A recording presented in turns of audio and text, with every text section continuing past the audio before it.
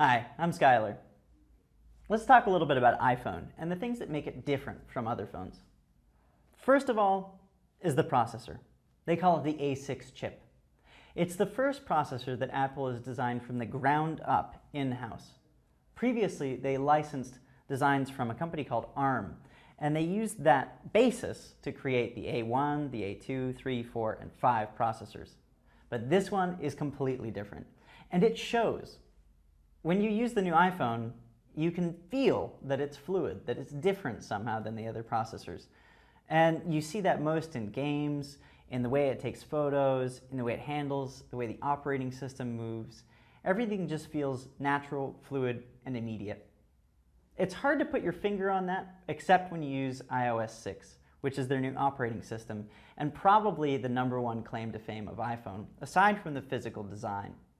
iOS 6 is so easy to use. It's intuitive because it pioneered gestures that you learned from operating in the natural world. You know, when you want to make something bigger, like stretch a rubber band, you pull it apart. And so Apple figured out 5 years ago that you could do pinch to zoom because it made sense intuitively. And so when you watch a small child, maybe 2 years old, interacting with an iPhone or an iPad, they're able to do it not because they can read what it says under the icons or what the menu items say, but because the iPhone or iPad responds to gestures that they understand already.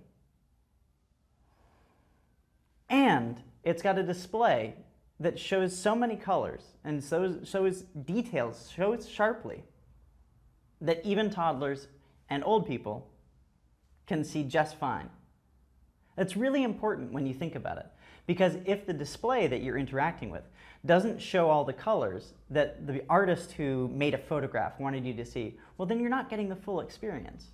So when you put all these things together, you get something that's different from everything else that's out there. And it's hard to quantify different.